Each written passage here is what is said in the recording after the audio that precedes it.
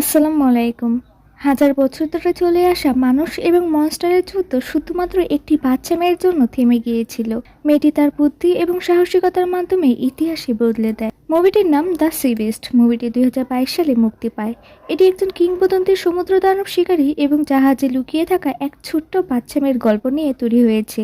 চলুন গল্পটি শুরু করা যাক। গল্পের শুরুতে আমরা একটি লোককে দেখতে পাই, যে কিনা একটি নৌকা ধরে নিজের জীবন বাঁচানোর চেষ্টা করছিল।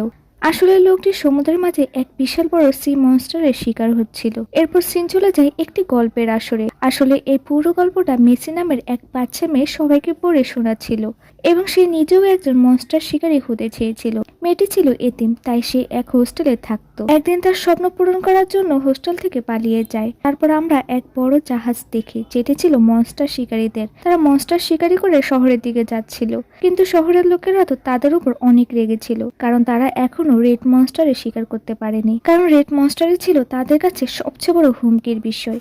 এই কারণে রাজা এই মিশন শিকারীদের কাছ থেকে নিয়ে সেনাবাহিনীদের কাছে দিতে চেয়েছিল, কারণ সেনাবাহিনীদের কাছে ছিল পাওয়ারফুল জাহাজ, যেটা দিয়ে তারা সহজে মনস্টারদের ধরতে পারবে। কিন্তু শিকারীরা তো কিছুতেই এটা মানতে পারে না। তাই শিকারীরা বলে শুধু অস্ত্র থাকলে মনস্টার ধরা যায় না, কারণ বাহিনীতে কোনো অভিজ্ঞতাই নেই, উল্টো তাদের জীবন যাবে। কিন্তু রানী তাদের কথা কিছুতেই মানতে চায় না। তাই জ্যাকব রানীর সাথে একটি চুক্তি করে এবং সে বলে যে দুই দলকে মিশনে যেতে দেওয়া হোক। যদি শিকারীরা হেরে যায় তাহলে তারা আর কখনোই শিকারে যাবে না। জ্যাকবের এই প্রস্তাবটা রানীর অনেক ভালো লাগে, তাই সঙ্গে সঙ্গে এই প্রস্তাবে রানী রাজি হয়ে যায়। তারপর দুটো জাহাজই চলে যায় মিশনে। অন্যদিকে মেসি লুকিয়ে লুকিয়ে জাহাজে উঠে পড়েছিল। জ্যাকব তো তাকে দেখে অবাক হয়ে যায়, কারণ জ্যাকব মেসিকে অনেক আগে থেকেই চিনতো। জ্যাকব কিছুতেই মেসিকে তাদের সাথে নিতে চায়নি, কিন্তু ক্যাপ্টেন মেসির সাহস দেখে তাদের সাথে যাওয়ার অনুমতি দিয়ে দেয় এবং তার নিরাপত্তার জন্য তাকে একটি চাকু দেওয়া হয়। চাকু পাওয়ার পর মেসি তো নিজেকে শিকারী ভাবতে শুরু করে দেয়। হঠাৎই রেড মনস্টার তাদের জাহাজের সামনে চলে আসে। শিকারীরা তাকে বেঁধে কন্ট্রোল আনার চেষ্টা করতে থাকে, কিন্তু উল্টো মনস্টারই তাদের জাহাজ সমুদ্রের মাঝখানে ঘোরাতে থাকে।